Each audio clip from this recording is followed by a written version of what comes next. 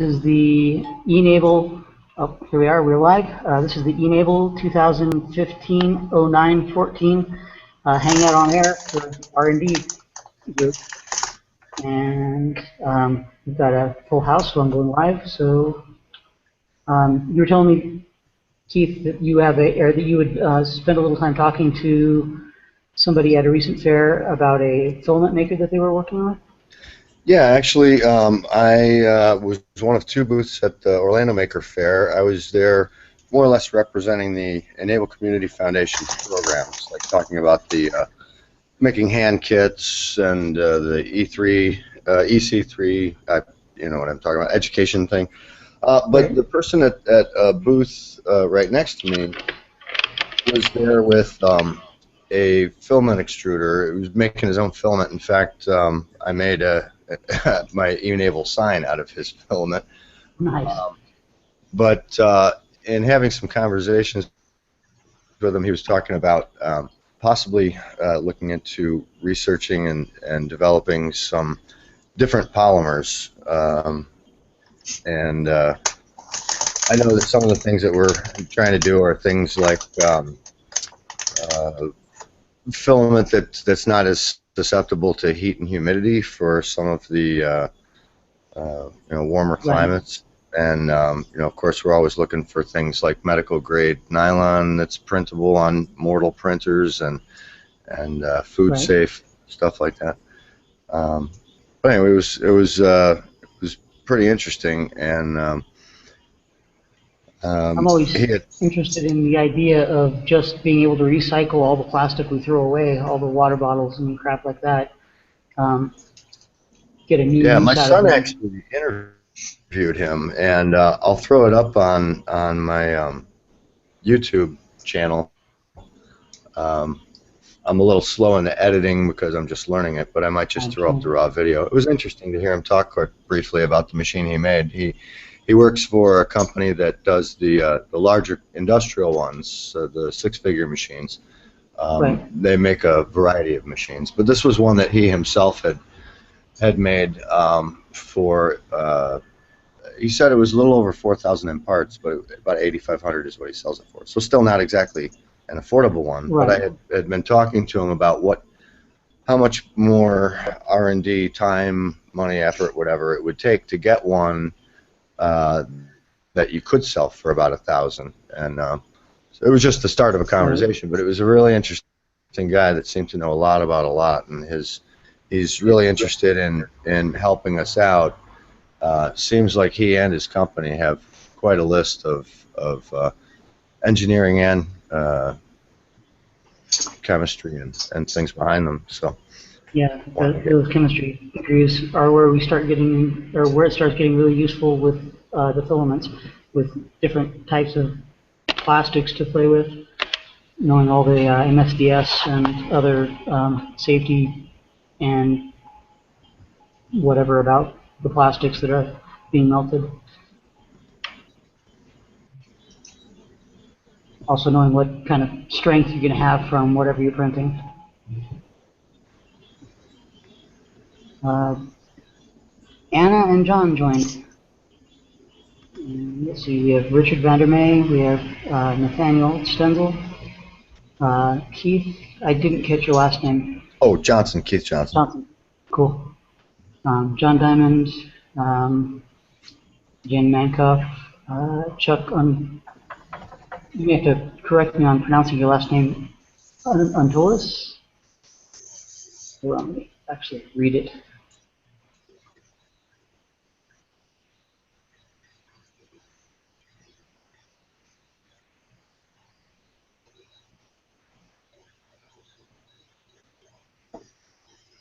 I'm terrible with names, but I try.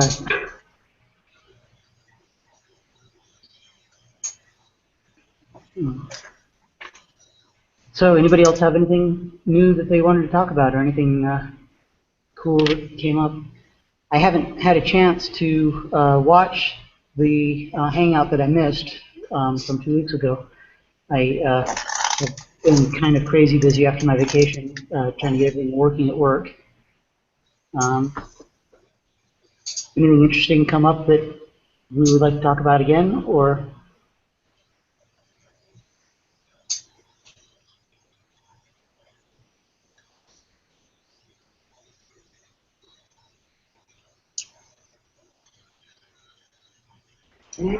You missed my presentation with my Flexi? I can't believe it. yeah, I'll watch it soon enough.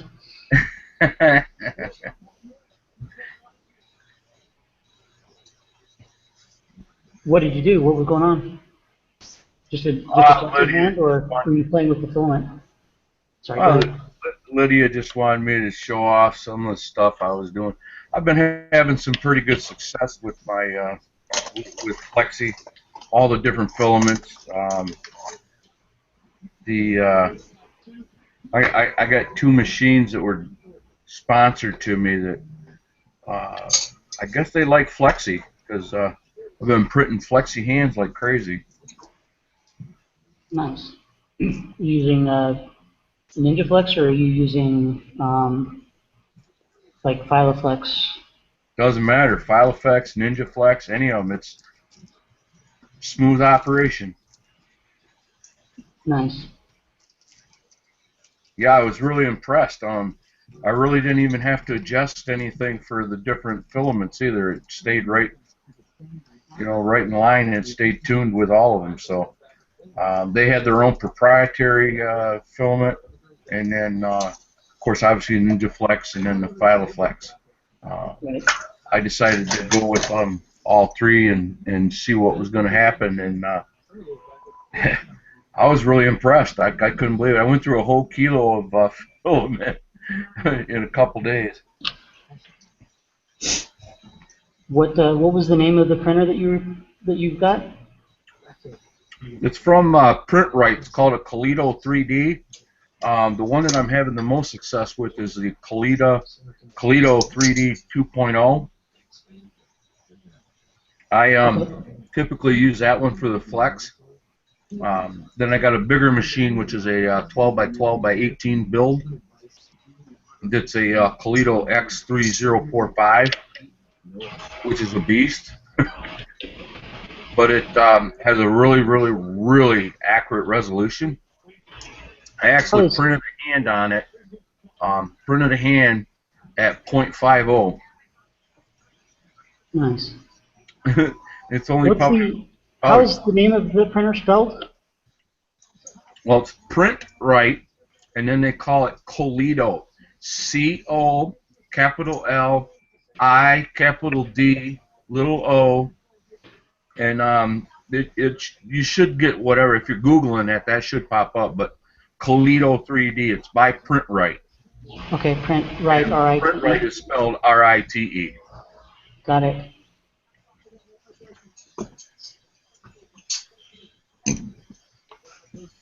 The Facebook page and everything. Nice. And the WordPress.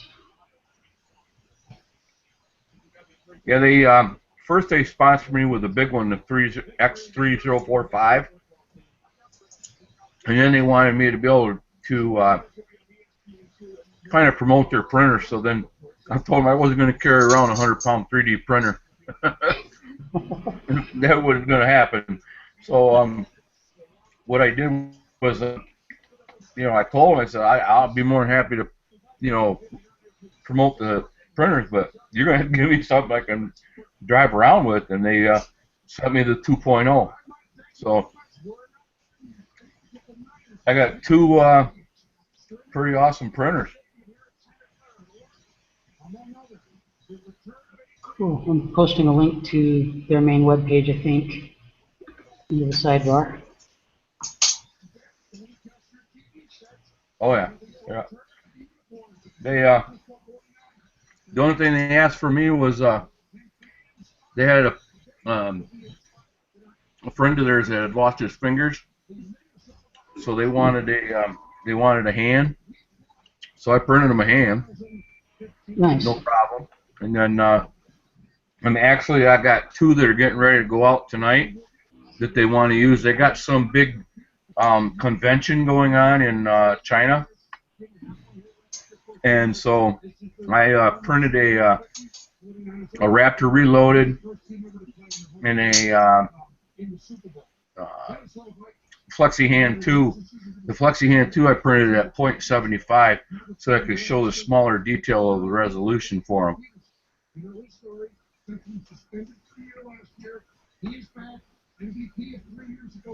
The DIY, is that a kit? Say again? Oh, I'm looking at their other. Oh, yeah, they've got one of theirs is a kit. Oh, that DIY one, isn't that cute? Yeah, looks a lot like my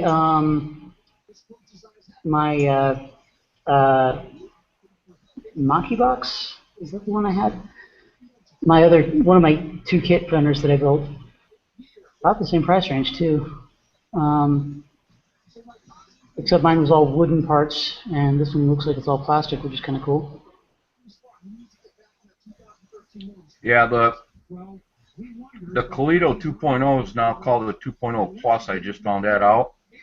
Okay. What they did was they changed the table, the heat bed, and everything is all different.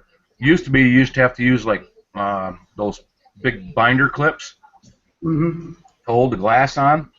Now they don't have that. They're trying to get it ready for dual extrusion.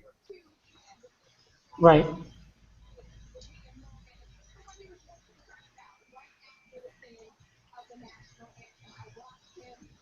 But it's a real nice printer.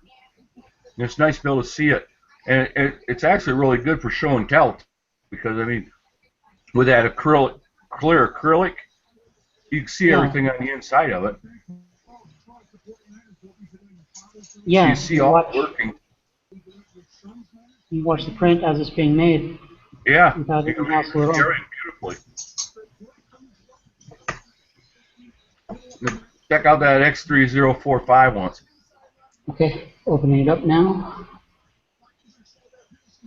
Is that you said the first one that they gave you was very large and heavy, so that one right there.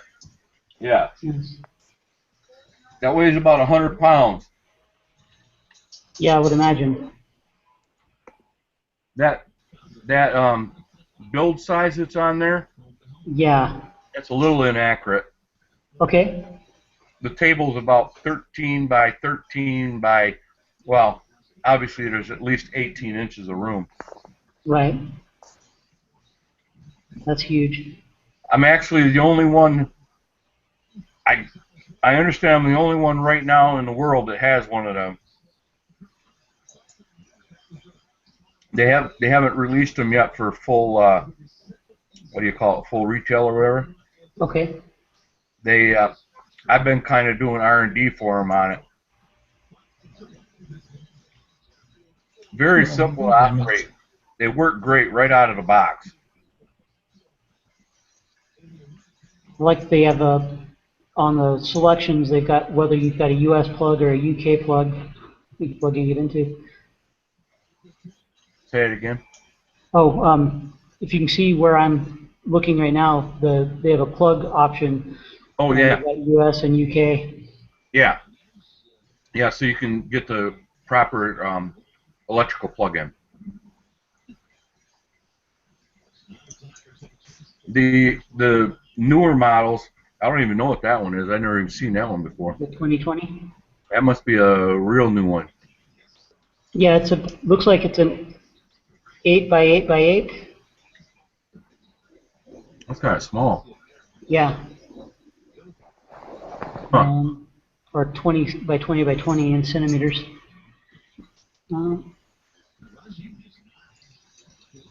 Let's see what they're compact. What they got coming out, because I've never seen the 2020. Yeah, they've got a 13 by 13 by 13. This one's tiny. Yeah, that's a real tiny one. But you could almost put that in a backpack, I imagine.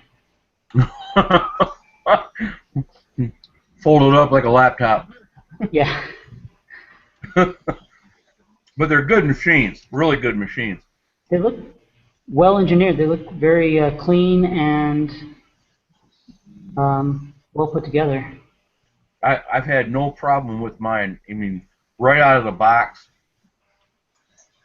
calibrate the table, bam, bam, and it goes. I'm getting ready to start testing the they sent me these high temp hot ends, Right. so I'm going to start testing some carbon fiber, fiberglass, and Kevlar. Cool. Yeah, I'd like to see what you can print with that. I'll make sure I watch the last Hangout when I get it home. I'll probably do it this weekend because I'd like to see that thing being actually used. The prints are really, I'm so impressed with the prints that come off of them, especially the large one. I just printed some of the tensioner pins for a flexi hand, the one that I was talking about at 0.50. Right. Those pins are probably only maybe a little over a quarter of an inch high, and it printed them right to detail. I couldn't believe it. I don't know where I'm going to find screws small enough to set it in the hand. The .75 was hard enough. I had to drop down to a what is it, a 4-40 size screw, Wow. just so I could have tension screws for the .75. But it worked really good. I mean, the hand looks great. It's small, you know. I mean, obviously smaller than any of the kids that we work for, but it's a great hand. I mean, it came out nice. So the thing I wanted to do for them was give them something they could show their prospective customers how really small in detail they can get. And so I think I did that.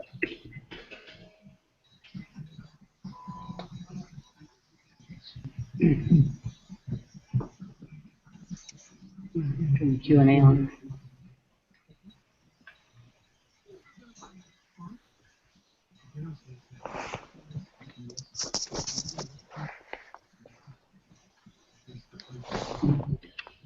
Anybody else have anything they wanted to ask about or talk about?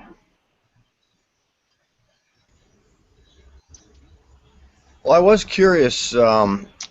At the other booth, we had two booths, one in the Art Museum, one in the Science Center, and Laird Popkin was running the one in the Science Center. So I could probably get the link directly from him, but one of the more interesting improvements I saw, he had some kind of customized version of, I think it was a Phoenix, it may have been a Raptor Reloaded, but instead of using elastic and cord, it used nylon filament, really. So instead of increasing tension as you got closer to a full, fist, or as the device got larger, there was no additional friction. It more or less slid along the flexible yet stiff filament. Is this something everybody's familiar with? It was the first time I saw it. I'm sorry, say that one more time. Well, the hand he had was a slightly modified version of a familiar one. I see a comment saying that might have been an Osprey. Okay. But he was using nylon filament for the hand to open and close. Using the nylon filaments for the tendons. Right. And, Yeah. I mean, that just seemed like a kind of a duh, why not thing. But I haven't seen anything on that on any of them. I mean, it's great for everything. I mean, a lot of the complaints I had heard was, well, when you have to have the elastic tight enough to keep it taut, but then that makes closing the fist completely difficult for some people. Right. Certainly, the larger the hand is, the harder it is to. I've tested some of the ones at these shows, and some of the bigger ones, they're hard to close. It takes a lot of force. But this thing, it was a big one, and it was just, click it open, click it closed. My 10-year-old son was opening and closing it.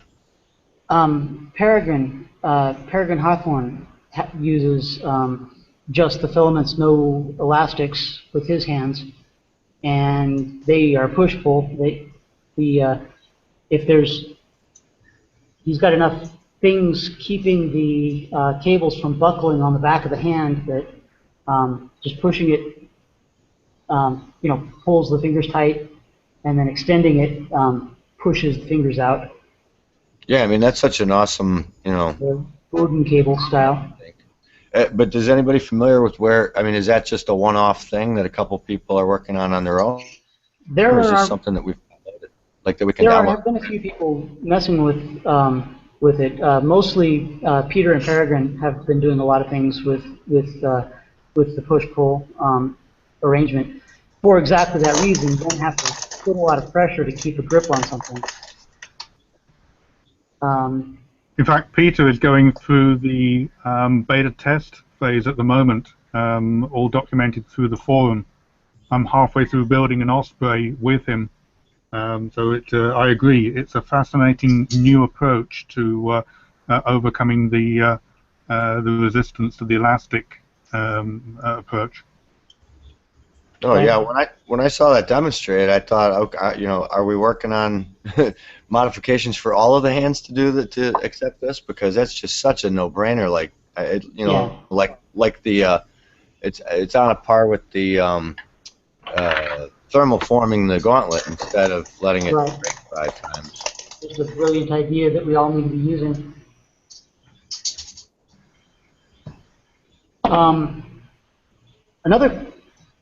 One of the things that I've been worried about with the Bowden cable style grip is I'm not sure if there's a way to use that with the grip adjustment boxes. Has anybody played around with trying to combine those two? I think that's going to be quite a challenge. It's certainly something that we need to get a bunch of us thinking about. Yeah.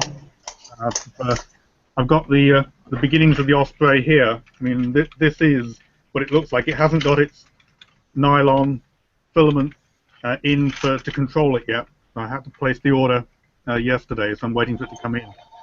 But you can't replicate exactly the Whipple tree. But I'm sure that if we put our collective minds together, we could come up with something. We might have to have spring-backed Whipple tree. I'm wondering if where we have the hinge, and below the hinge, or below each of the arms, a spring behind it might be a way to do it. We could probably print a bit of plastic spring into the box, maybe. Yeah, I don't know. One way or another, there has to be a way. Yeah. There's got to be a way, because these are, at the moment, they seem like they're incompatible, because I think you'd be pushing, I think you'd be pushing everything away. I don't know if they would be. You may not be able to use the adjuster box exactly as is, but if you were to use something that had the same form factor, clipped onto the same gauntlets, that simply had passages through it, and then set screws, for instance, where they could pass freely through the block and then be constrained by a set screw pinching down in on them at any point, the block being rigid, no motion. Right now, we only need to constrain the adjusters on the tendons in tension through screws. They don't have any force coming the other way.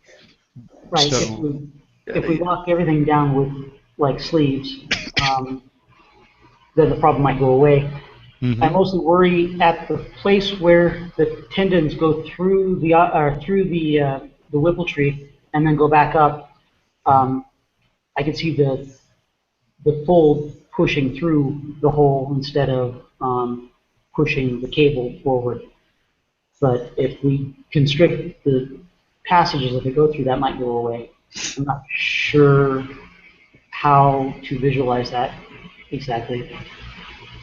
well, at a certain point, you're probably looking at small cable barrels or some other fasteners, some end effector there, that something on the end of the cable. I mean, it's not like this isn't a solved problem in a dozen other industries when they have this sort of system. We just have to figure out what everybody else is doing and adapt it. Right. No reason to reinvent that wheel, I wouldn't imagine.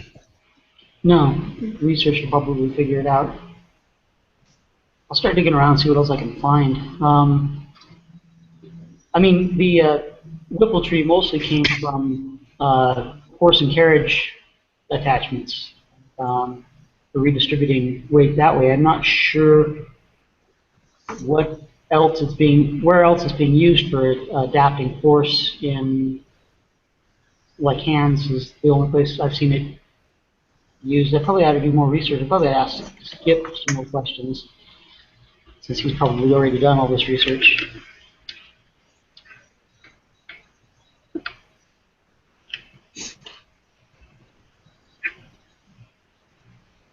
I don't see Les online. He said he wanted to show us something.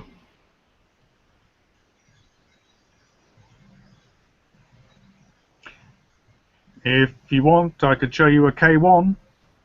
I'd love to see a K1, yeah. Okay, let's see what we can do. Me too, me too. Okay. This is a 150% K1. Nice. Yeah. He's 150%. Yeah, 150. And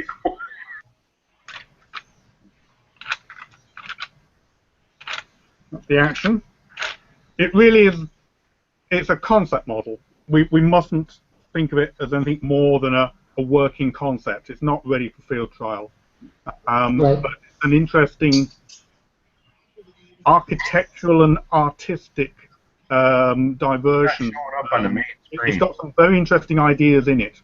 But I really produced it for the World Maker Fair just to have it on the stand for inspirational purposes. Right. So, it's interesting.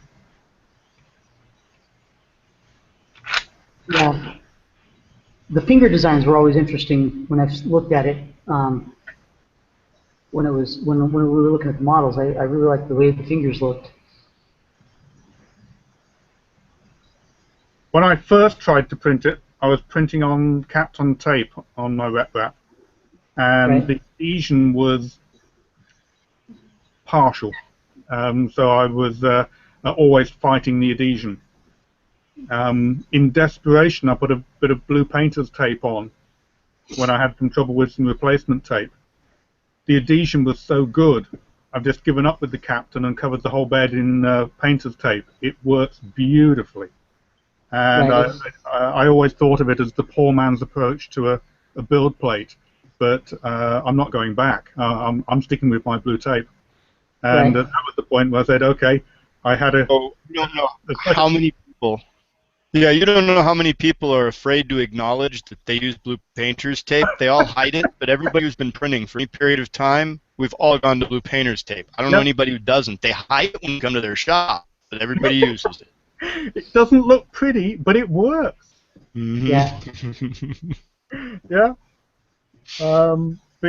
My first attempts at the K1 fingers were just a no-hoper. There was no way I was going to get anywhere near completion because they stand on end. They stand on the base. They print the complete finger, including the joint.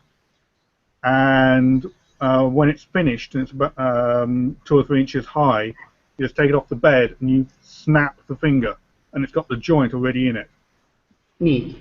However, anybody who's trying to build one of these, the 4 fingers look as if they have 2 joints each. They don't. The joint near the end of the finger is artistic. It's Nice. not real. And so I was reprinting and reducing my extrusion settings step by step by step, trying to get this thing to come apart. But it doesn't. It's not a real joint. Yeah, it definitely looks like one. Yeah. That's so funny. I did the same thing. Bob Houston. I'm not alone! Bob Houston of Delta Maker loaned me one of his Delta machines to print it, and he said he had printed one. And I said, you know, I tried it, but every time I tried to bend that last digit, it would snap off. And he said, it's for looks. It's not, it doesn't move. So, well, I guess I could have printed it after all.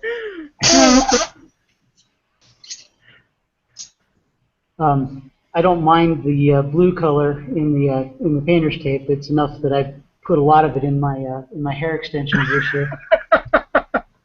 Not the actual tape, but the color.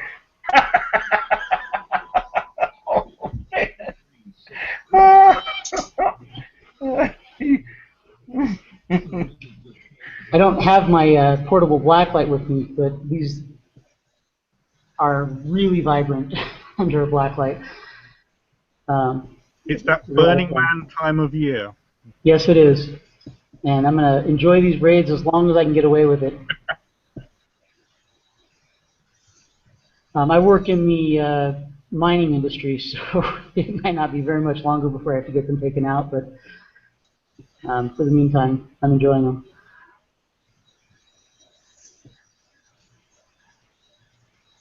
If you're going to Burning Man, you should print some kind of articulated linkage, memory wire, something to... I'm probably going to next year. I just got back from Burning Man. Yes, you need to automate them if you're going to do them and do anything with them. I need to spend more time getting ready next year. I put my feet through so much trauma running around that I need to be in better shape when I get out there next year. Need a little less time in the hospital this year, or next time.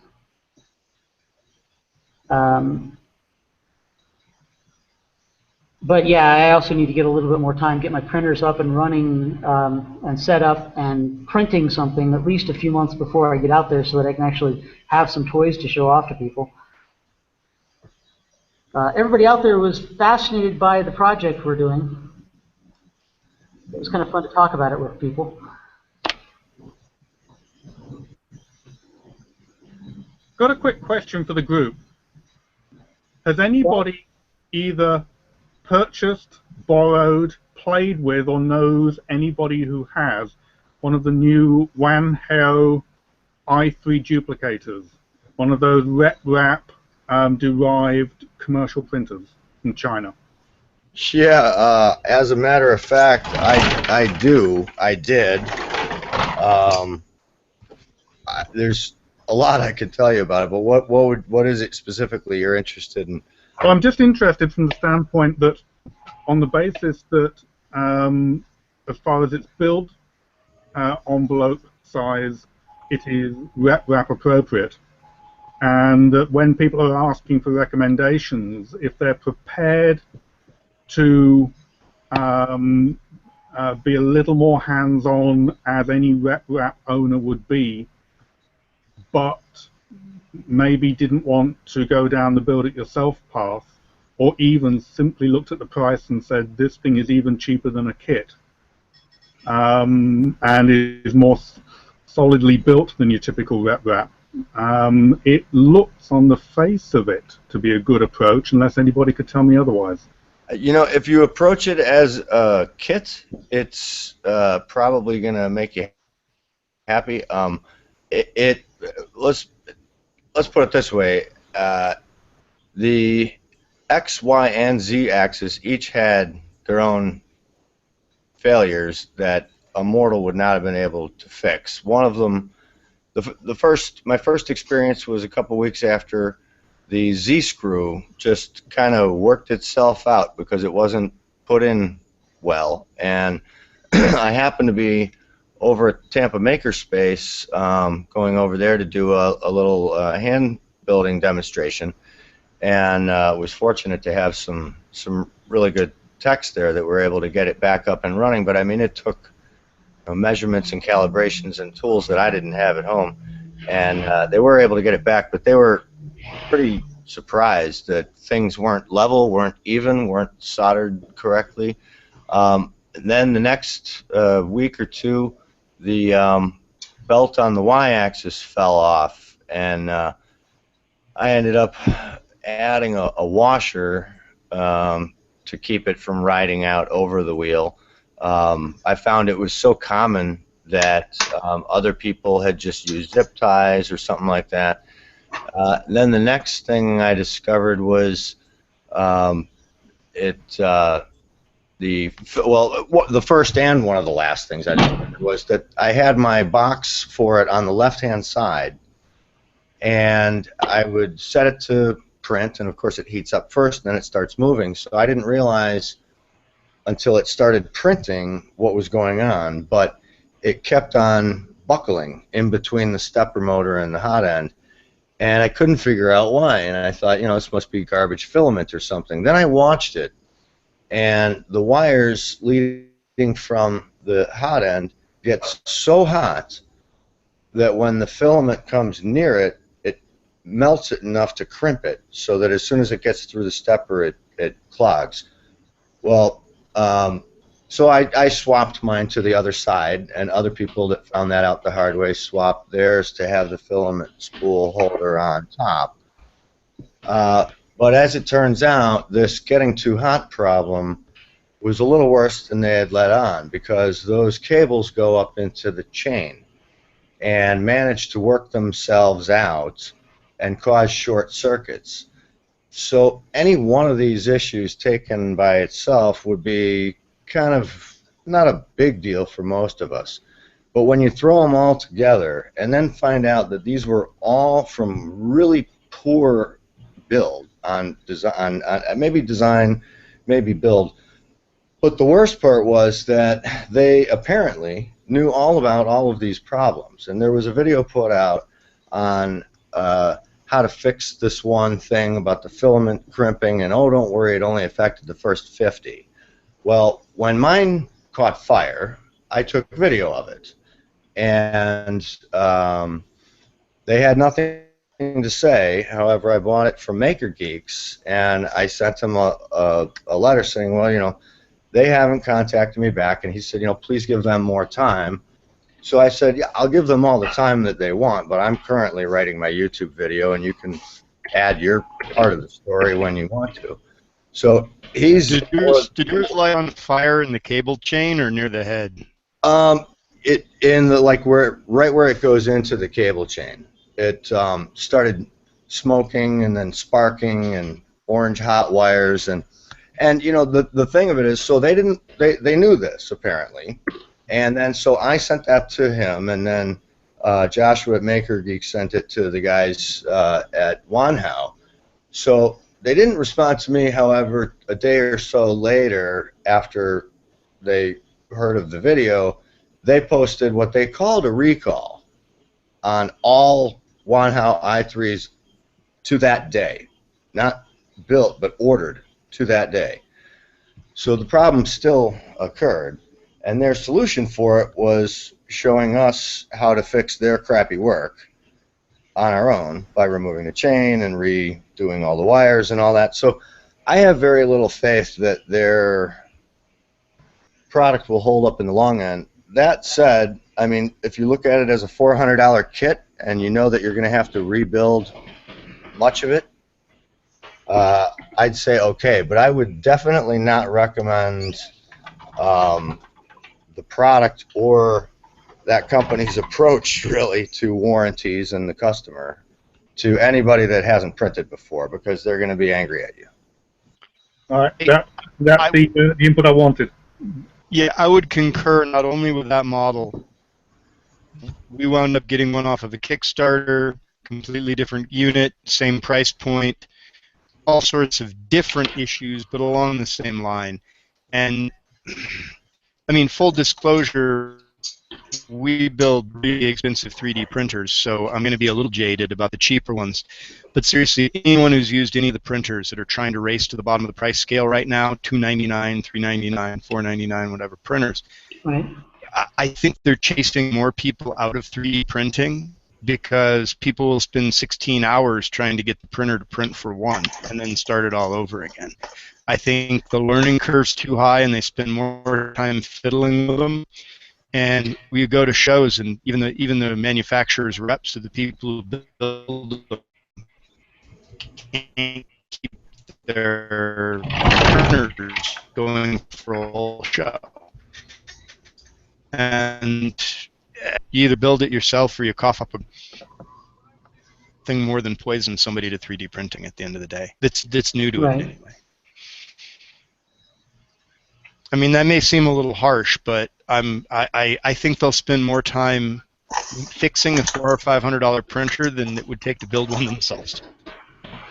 Yeah, and actually, I was kind of getting a kick out of the fact that yes, it had problems, but I was actually able to solve them locally and not have to ship it off to one proprietary company, until the point where they got pretty cavalier about, oh yeah, by the way, it can catch fire, and it's in my house. Yeah. That kind of tore it for me. So kudos to Joshua at Maker Geeks for saying, hey, do what you got to do, send it back to me, I'll give you your money back. So, but I would not recommend it to anybody other than, but I mean, you know, for somebody that builds them and wants a kit, yeah, it's a great starter kit. But look out for fires. So these are Maker Geek is the name of the company? Maker Geek is the online retailer I purchased it from. He sells a number of them, but it's kind of a smaller, what you used to call a mom and pop, though I don't know if there's a mom. But I mean, it's like if you buy a thing or two from him, you'll know Joshua. And he makes anytime he's made a mistake, like sending filaments, there's never any question or anything. I just said, you know, I ordered magnetic and you sent me carbon. And, oh, sorry, here. And then the one that I ordered plus an extra for the heck of it. But it's a, you know, he sells a variety of things. I don't know him personally, but the couple times I bought from him were always good experiences. And he was pretty no questions asked about taking it back if I just ship it back to him, even though the company had no interest in taking it back.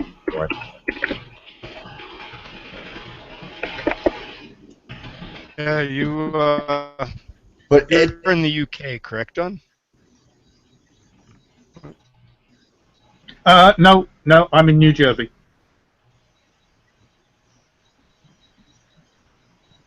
Oh, I was going to say our organization got donated a bunch of older rep wraps. They were supposed to go out with the Global Print Initiative out to some other countries. They were donated with good intentions in mind, but they're just not suited for the rigors of going out into the field. If anybody really wants to mess with a rep wrap or start with a good kit to refurb or build up themselves, we have a whole bunch of them sitting around, and I have no idea what to do with them all. They're just the old 12-volt Arduino run, you know, ramps board kind of controlled rep wraps. They're nice. They're just kind of rudimentary. We don't want to. Nothing we could actually get to survive out in the field and developing world. So, if anybody has a use for them, let me know. We don't know what to do with them or who could use them. I may reach out to you.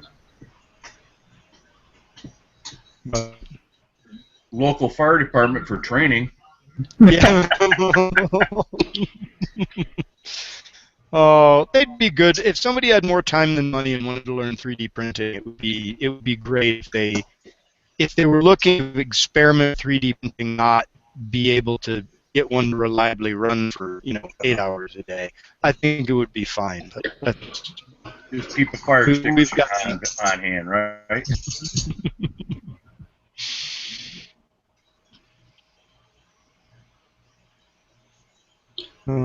So what else has anybody got rolling today? So are these the kits that you guys are talking about, are the Prusa ones that Maker Geeks makes, or are there other places? If I wanted to put a link so that people following at home can go and look at what we've been talking about, is there a you guys have a link that would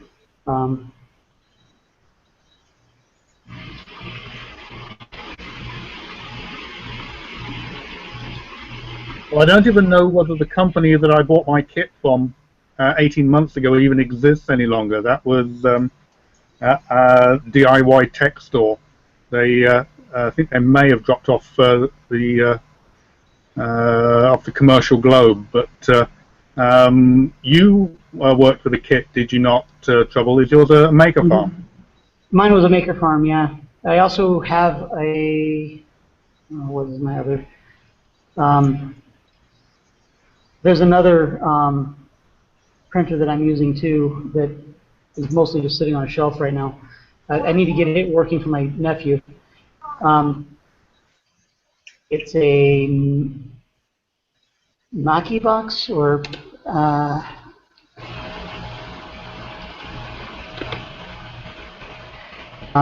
Laird designed a lot of the upgrade parts for it, so it was a nice one to start with for my first 3D printer build. I had somebody handy that I could ask a lot of detailed questions of. But yeah, I think that building a printer from a kit is a good idea if you're able to climb a steep learning curve, and if you want to learn how everything inside works really, really well. But yeah, I'd admit if you want to just start printing, it's cheap, but you're going to be spending a lot of time figuring out what your problems are. I would really strongly recommend the Maker Farm guys because he's really good at supporting you. When you have questions, he responds like within minutes. It's kind of like that's all he does. So whenever I ask questions about something I'm upgrading or when I'm trying to make an adjustment and I don't know what I'm doing, I would ask him a question on email and he would respond almost immediately. So as far as supporting you as you learn your way to building the 3D printer, he was a lot of help. And very quick to replace parts when you broke something, or when I broke something.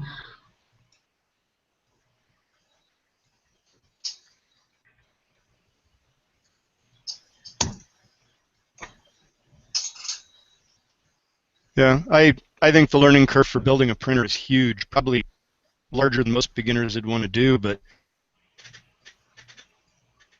to be honest, $500 sub $800 whatever printers. The last one we got in to try and work with because it was brand new and the person couldn't get it working from the get-go. The entire machine came apart. We didn't. It started, hey, let's move this. Hey, we need to work on ventilation. We need to open up this vent. We need to move this power supply over. Then we realized that they'd twisted all the wires together and then put heat shrink over them, but they'd never soldered any of the connections. So all the wires were just twisted together for the entire unit, which was also causing we couldn't get anything to fail consistently. When we try and get a failure to repeat, something different would fail. And so we were playing whack-a-mole with problems until we took the entire machine apart, then put the entire machine back together as if we'd assembled it from a kit. And then the first print ran flawlessly, but only because we just spent. We'd put it together from a kit. I mean, if it had just come in a box, we would have saved the money and time from dismantling it in the first place. So it works now, but if we did not want to sit there and try and fix it one problem at a time. When we realized that in trying to fix one problem, we'd uncovered half a dozen more, we just decided to solve them all at once. We would have been playing whack-a-mole for a month if we had to rebuild. It's just the way they're put together.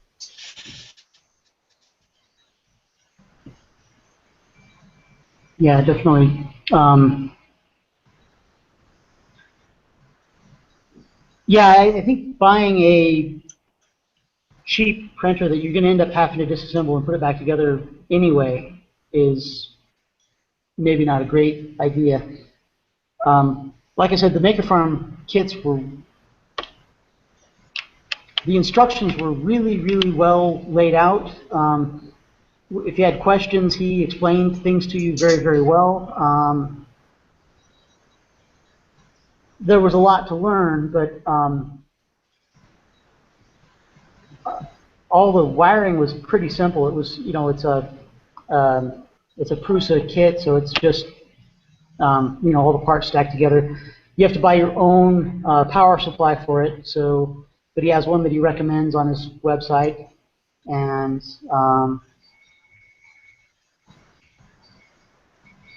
sorry, I'm getting messages on the side. So yeah, I actually had a pretty good experience building my kit.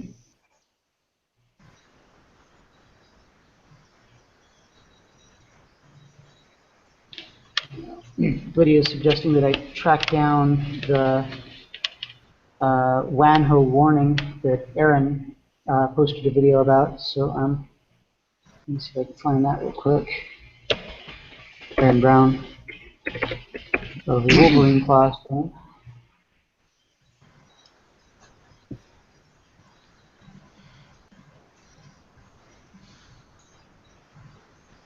Eric, can you just message me your contact details? Yeah, sure. Great, appreciate it. No worries.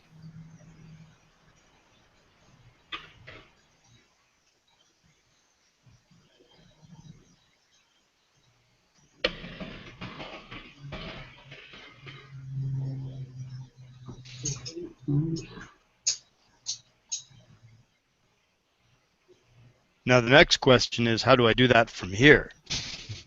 Well, if you go to the e-NABLE Hangout announcements, you should be able to find him in the list of participants. Oh, excellent. Okay. Or in the list of people who RSVP'd. Good thought.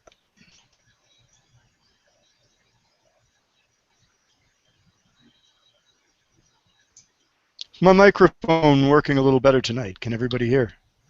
Yes. Okay. Had some issues with that before. Is Eric talking? Look. I was just being funny. Oh, okay. Yeah. Yeah, I was hearing him okay.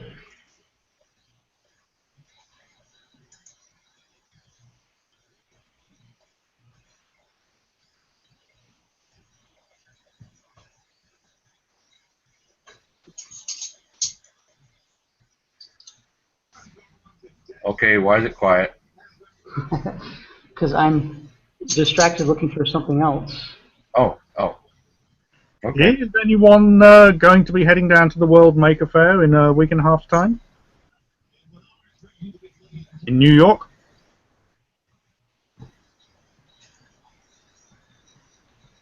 That would be fun. I don't think I'm going to be able to get there, though. When is that happening? That's the weekend of the 26th, 27th. Nope.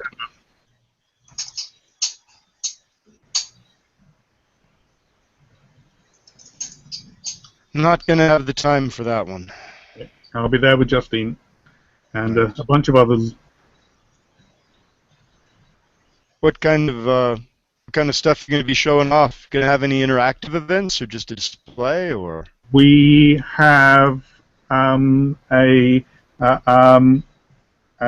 believe she's an orthopedist and working with a group of her students, going through various practical hands-on tests of picking things up and doing various manual manipulations with hands. Various different workstations have been organized. And in fact, if you give me one moment, I will ask Justine to come and tell you more about some of the events. It's more than just a table with a few hands on.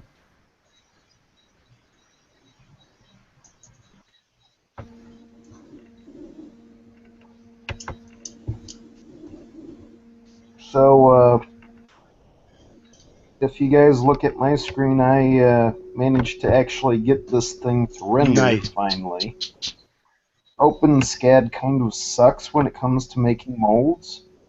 It's not very fast at all, and it doesn't have the proper functions. But this is an attempt to make a mold for one of the finger joints. So you just have to drill a hole through the thing. Right, and then fill it. It may actually be a little bit distorted because I had to actually put on 4 copies of the finger in order to get rid of the through hole, which might not even be necessary when you actually put it through a CNC mill because it probably cut down to that depth anyway. But this is what I was playing with just now. kind of like the idea of using CNC mill to create molds. I figure one thing, and I might be wrong on this, but I think there's mainly just like 5 different scales that people tend to print at.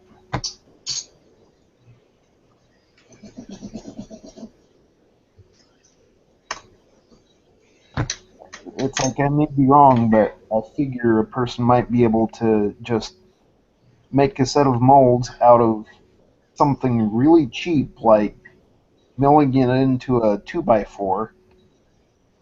Right. Get that thing oiled up with vegetable oil or something like that for release agent, and melt scrap plastic into it.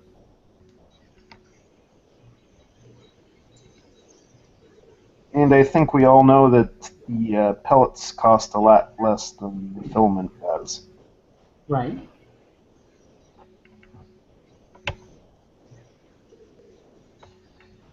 I really need to write this thing in pure Python, though, because OpenSCAD is not that good.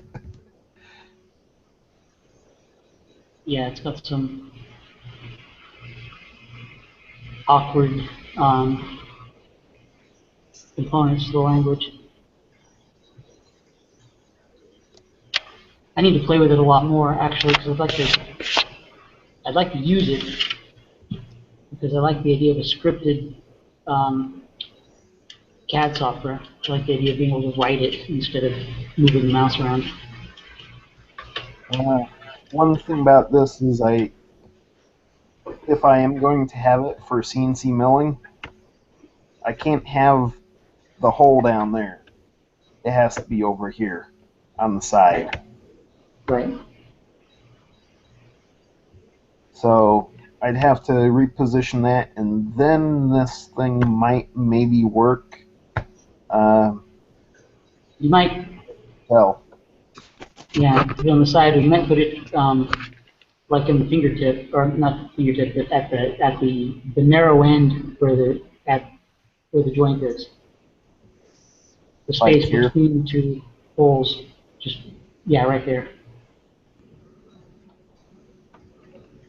yeah, that's a good possibility. One thing about Just the idea of putting it over here is you can then just file it smooth. Okay. Over Might here, even be worthwhile, if you're doing it out of a cheap 2x4, you might be able to just take a drill and cut the extra hole separately once you've got everything finished, or once you've got everything milled out. yeah, of course, there's this hole here that goes through, which a person would have to drill that out. Are all these straight holes? I do believe so. Okay. There's no reason to drill holes. What you wind up doing is you make the mold, or whenever I'm making molds, vulcanizing rubber, doing whatever else, milling aluminum molds, part of what I do at work, is imagine you take the piece with, say, the long hole, big longitudinal hole, the one going all the way across, right? Take a real thin piece of wire and put it through your piece, so it's sticking out both ends a little bit. Machine cavities for that in the mold. Then what you wind up doing is you drop a piece of wire. That way there's channels that stick out past the part itself, little half-round grooves milled in. You drop a piece of wire in, you close the mold on it, you inject your part around. When you pull your part out, you got a part with a wire sticking to it, you pull the wire out. Then you put the wire back in the mold, close it up, you shoot again. Did I explain that clearly? Yeah. Okay. I think I've seen that in some YouTube videos before. Thank you for pointing that out to me. No worries. You can do removable plugs like that. Molds can have removable plugs that drop in, and they can be. We use ceramic ones. We use stainless steel ones. It depends on the material and the shrinkage rate and the adhesion to whatever the part we just made is, and then you can pop the plug out. It tends to work pretty well. when we're doing metal casting, we'll sometimes use a ceramic one that then shatters out when, you know, you quench the part or whatever. But yeah, it's, you know, you can't drive them out and reuse them. Some of them are. What material are you casting in here? I was thinking it's like totally low grade, but DNC piece of 2x4. Oh, you mean I know machining? force, but I was going to actually see if I could just use vegetable oil to season the wood and make it so that the plastic would release from it. I'm afraid you'd probably destroy it pretty quickly if you even got the 2x4 to machine, because you're going to be tearing out a lot the grain there. You can get really inexpensive plastics to do that out of that would probably be easier to machine than the 2x4 and just as cheap, if not free. Any of the plastics place around here cuts 4x8 sheets, you know, for commercial use, machines them into all different pieces. What they consider a drop is anything under, I don't know, like half a square foot or a square foot. You can go get pieces of very nice engineering plastics for a couple bucks a pound from those guys. Plastics places like that all over the place will give you small pieces, and by small I mean something that's, you know, 3 by 3 by 6 inches or something, more than enough to do what you're talking about. Or even pieces a couple feet long and a couple inches thick and a few inches wide. You know, if you're not going to mill it out of aluminum or something like that, at least go with an engineering plastic of some form, even PVC. I mean, a PVC block is dirt cheap, or ABS, or not sure. Yeah, if you mill it putting plastics in it, you don't want anything to stick to it, use HDPE. Big old block of, actually, if you don't have a plastics place around you, go get a cheap cutting board from Target. You know the thick white plastic cutting boards?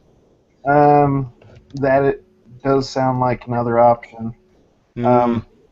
The reason why I was going 2x4 is because you can get a nice long 2x4 and chop it up, and I'm just a hobbyist, so I don't really care.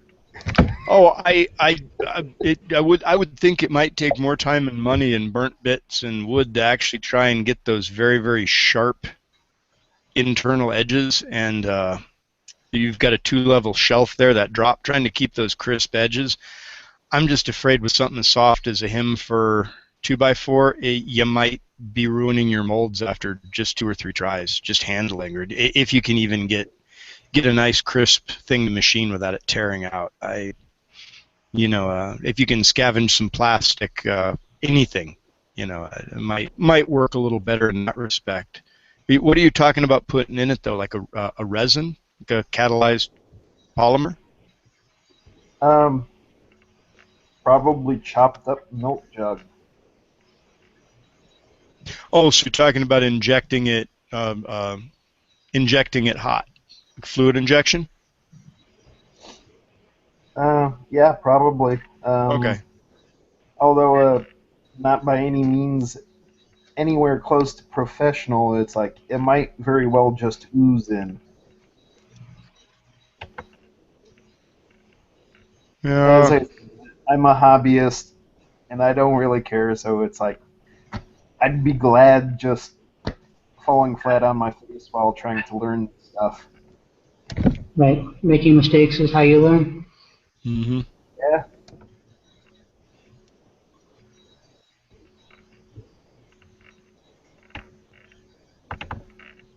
Yeah, just remember mold plugs. You can always put wires or turned or tapered, especially if you can put something on a lathe and put a really slight taper, even just a few thou, along a taper and a plug, and you put it in, it makes releasing it much easier.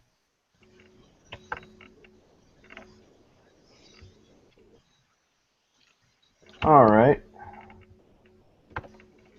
And I translated things, so now my render looks like crap.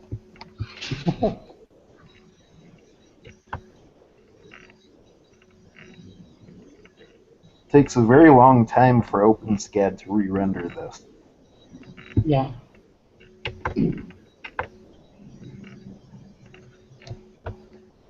Oh well, I'm a programmer. I can always make myself new tools.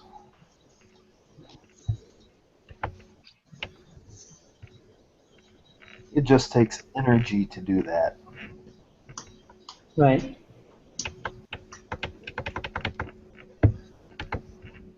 The trick is to look for somebody who's already gotten frustrated enough to have already built the new tools for you. Yeah, if you're lucky enough.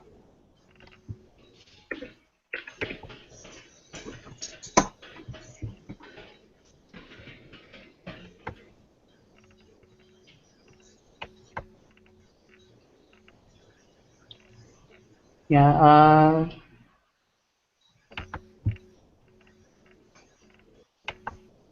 GitHub has a lot of OpenSCAD libraries available that are worth taking a look at if you get a chance.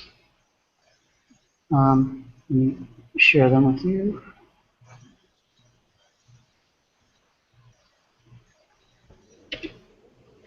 Yeah, the only catch is the core functions in OpenSCAD are rather limited. Right. It needs basically a vacuum form function,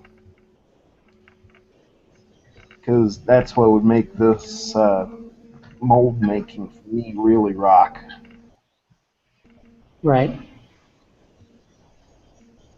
Something better Which, than the. you know what I mean by vacuum form? It means making it so that it's like from the top surface of this towards the bottom is all solid.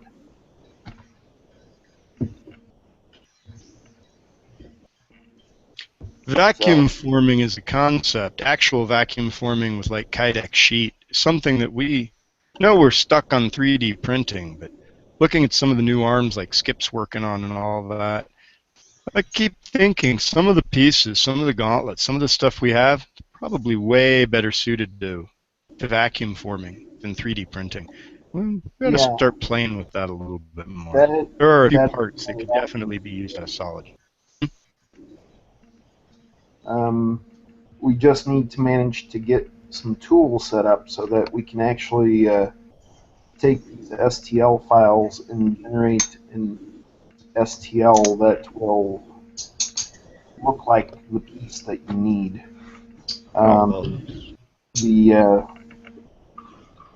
That's what SolidWorks is for. It's easy enough. I mean, form piece.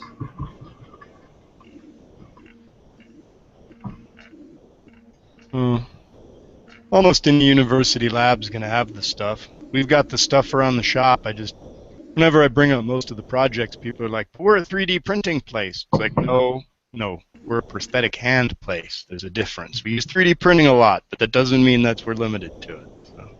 We do 3D printing because it allows for rapid prototyping, but if we've got cheaper ways to make more hands more quickly, we'll probably jump on it.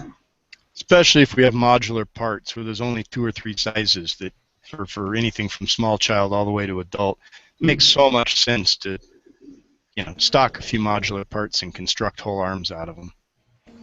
Right. 3D print what you gotta. The hands do take like 8 hours to 12 hours to print, right? Mm-hmm. More than that with a lot of folks, yeah.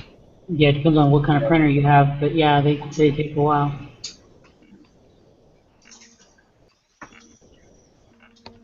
Meanwhile, if we can vacuum form the stuff, if we can make the mold, if for some of these cases, if we can CNC mill it in a shorter amount of time, then that would be great. I think Skip said he had something like 51 hours in an entire one of those Raj arms printing it, and wow. I did about a third of one of them on a laser cutter in like 15 minutes. I mean, the rest of it, a lot of it still needs to be 3D printed, and it's the longer stuff, but some of those 3-hour pieces were like 38 seconds on a laser cutter, cutting out a flat sheet. I mean, it just... Yeah, and some of this stuff could really probably be made out of like a few layers of soda bottle. The oh, what's the arm piece? I guess that's gauntlet. Not like the forearm or the gauntlet for a hand. Are you talking about the bearing of the forearm? On the main PC arm. Mm-hmm. It's like not on the hand, but on the arm.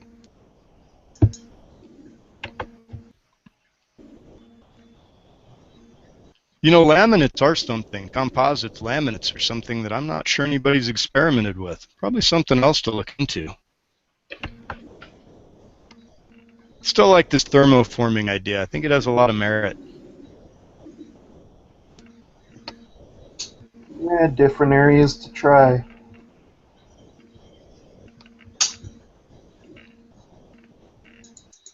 Well, it's time for me to turn into a pumpkin, folks. Is there anything else to cover this evening? Not really. Cool. Well, you guys have a good one, and let me know if you come up with anything cool next time. Let me know next time. Well, anybody have any ideas on anything we're presenting for the next one? Not yet. Okay. I'm still recovering from my desert experience, so I haven't had a lot of time to actually think about new designs. I'm going to play around with some modeling. I've got some hazy ideas about combining Bowden cables with the push-pull, with the gripper boxes. Mm-hmm. And I need to play around with the ideas and try to get a little more form to them.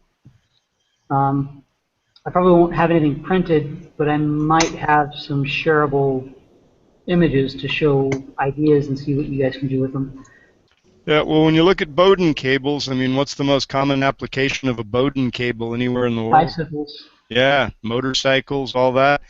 You look at the end, there's all different sorts of cable barrels, fixers, attachers, adjusters. Right. And Bowden cables, by definition, work in both compression and in tension. And so any of those adjusters already are coping with that. So rather than reinventing the wheel, in this case, let's go look at a lot of other people's wheels. And the Bowden cable fixing, adjusting, pivoting, load balancing, all of that stuff should be 100 years of other people's R&D floating out there for us to look at. Yeah. Yeah, a lot of creative stuff has been done by bicycle designers, including airplanes. And, you know, motorcycles, the carburetors on a couple of my old sports cars, I mean, lawn equipment, they're everywhere. You just remember I had to go get a cable barrel for something on one of my lawnmowers. You know, there's little tiny weird turn brass thing with a set screw on the end of it. There's a ton of them out there. The hardware store actually should have a lot of those. Go to any good like Ace Hardware or something with those million little drawers of things. Right. They've always got a bunch of those little lawnmower components. They got little tiny Bowden cable fittings. Neat. All right, I'll probably go shopping, but I'll do a little research if I can find some quick answers. Cool. Yeah, I've got not much to bring up on this event. I just wanted to make sure that we didn't miss one on a schedule, and we did cover a lot of interesting stuff. So, cool. If somebody could copy and paste the sidebar into the shared notes document for me, I would appreciate it. Cool, and I cannot do that this time because my connection dropped, and when I came back on, there's only one thing up there. So, at any rate, if you've got nothing for next week, people had asked me various random stuff about some of the printer design stuff we've been working on.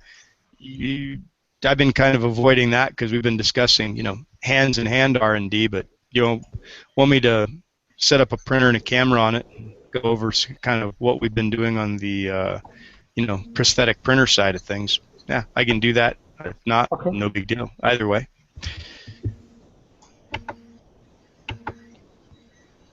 I think you'd ask a couple of questions about those in the past. If you wanna. Yeah, I'd like to see more of your printers in use. Okay, fair enough. That's I can probably bring one of the units in and set it up, or actually just call you from the warehouse just to have one of them set up and show you how that. What Yeah. else was it you guys were asking about that you were wanting to see? It was the printer, but what? Sorry, it's been a couple of meetings now. Yeah, it was. I wasn't here for the last one, and it was the one before that we talked a lot about it.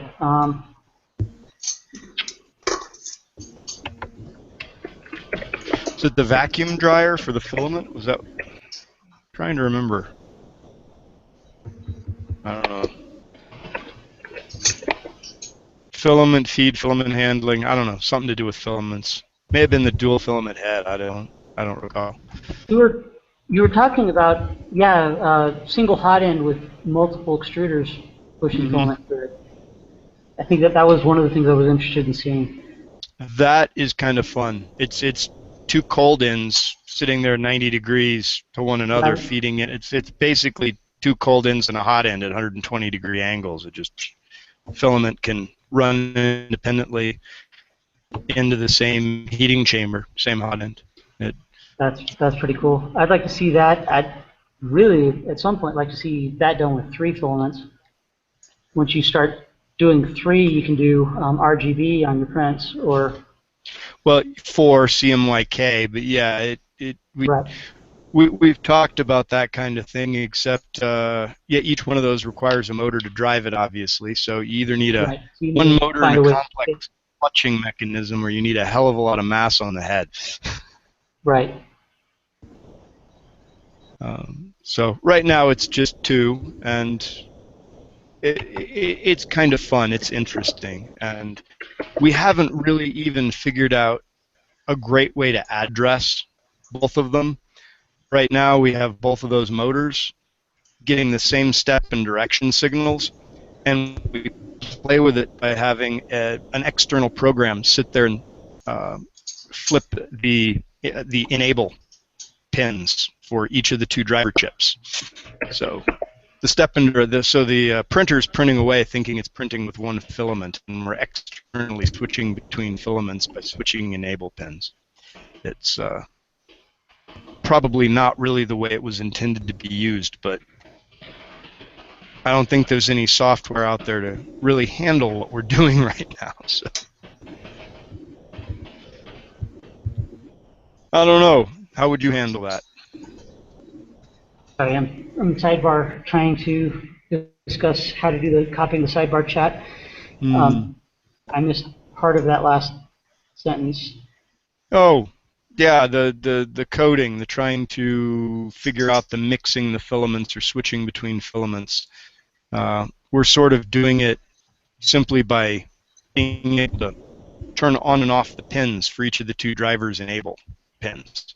Right. But both of the drivers are actually getting the same step and direction signals. They're being treated as one E-axis, A-axis. We're just turning the drivers on and off, switching back and forth between drivers. Yeah, I can see ways of doing that. You just switch which motor you're sending the signal to. Mm-hmm.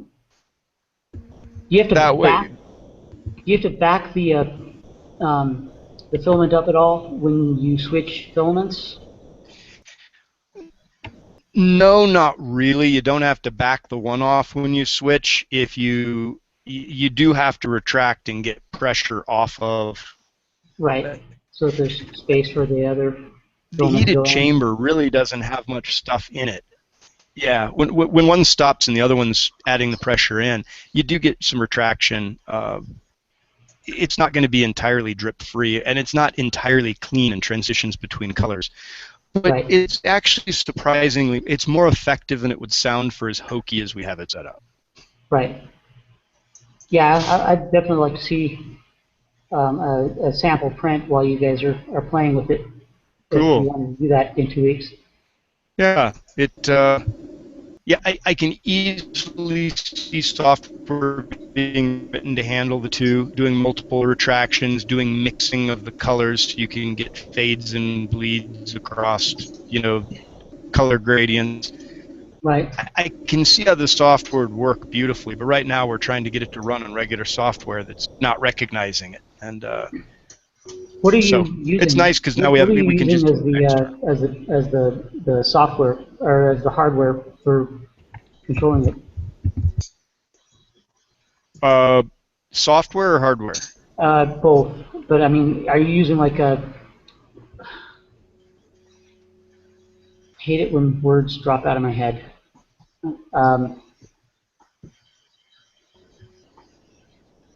One of the open source motherboards that's used for everything. The Beagle? No, but the Arduino. Oh yeah, we don't use any of the Arduino stuff. We're Okay. using it's Beagle based. We're running it's Beagle-based. Linux based. So Okay, cool. we're running Linux and Linux CNC on a Beagle. So Nice. Oh, this looks about right. cool. The Oh, nice thing that's about good. that is with some of the M codes, because you're running in real time, you can actually have the G code call external programs and be running them and require them to feed back their data before the G code will go on. You can actually call and spawn external programs, and so that's what we've got going to control our filament blending right now is an external Nice. program. You wouldn't have to do that normally. It's just it was the quickest workaround. Right. If printing with multiple filaments becomes a deal, it would be so easy to put it into the slicing program or something. I'm sure somebody will write it in, but right now we weren't really interested in doing much more than spawning an external process. Besides, then we can manually tinker with it while the code's running without having to stop and recompile and play with it. It gives us a little more control about changing it while the print's running. That's pretty cool. How often can you do that usually with a print, right? Make changes as it's printing. Exactly. So right now it's just a test bed. We'll have to figure out some way to actually implement it like in a regular manner. But, yeah, that's a problem for future us. It would be fun to, I don't know, just to play games with iterative fractals and printing. Right, software that just spends time printing ferns or something. That's cool. Yep. Oh, I see you got something. Is that to fill the mold? Yeah. Fill the mold cavity? Yep. You may need to put some venting in, because otherwise you're going to trap air in there. So on the other end, another straight hole? We need actually 2 holes on this side so that I can vent, yeah. Yeah, anywhere you got a sharp corner, anywhere air is going to be trapped, like in that far corner where it comes down. If you look at the bottom, at the far 2 corners, you might put, and they don't have to be big. They can be like 20,000 grooves. I mean, they're almost deep scratches. You don't need to worry about. They need to be small enough that with whatever the viscosity of your product is, and whatever the cold flow, whatever the chill point is on your product, it won't go out through those vents. Air will get out through anything. So even just adding a few scratches, deep 20,000 grooves milled into that, it'll do it. Just got to let the air come out, or else you'll get trapped air, and it'll cause incomplete fill. Yeah. So nothing fancy, but when stuff goes in there, it's got to come out.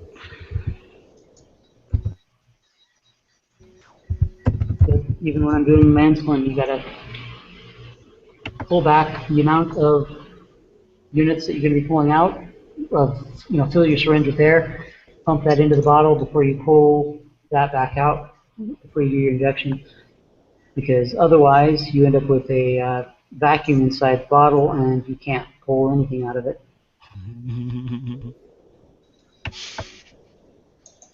Oh, well, I really do need to go, folks, but All I'll right, chat with you guys in a couple of weeks. Have a Look good forward to night. it. All right. I'll see you. Yeah, I'm going to go ahead and wrap this up, unless anybody else has got something they want to bring up. Yes, thanks, Nathaniel. That actually looks great. I love how when you copy and paste from the group chat, it actually puts all the pictures of everybody in with it. That's always kind of a nice touch to the shared document.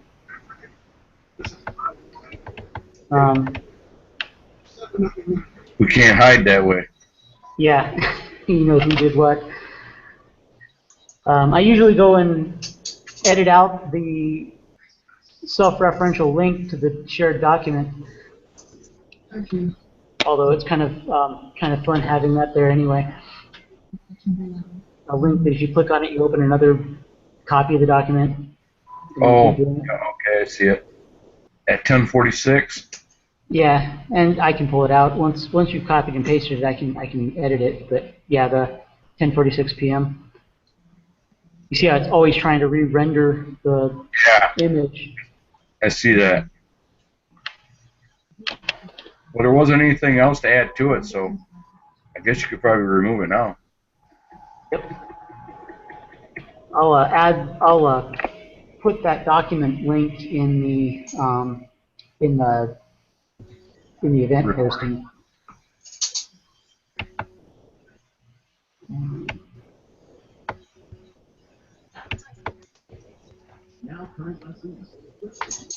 Now.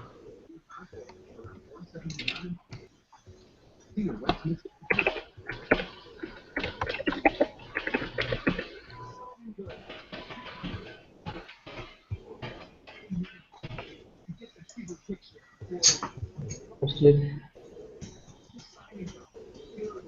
All right, I don't think there's anything else that I've got on my plate to add. I'm going to go ahead and wrap up early tonight and get home and get some dinner.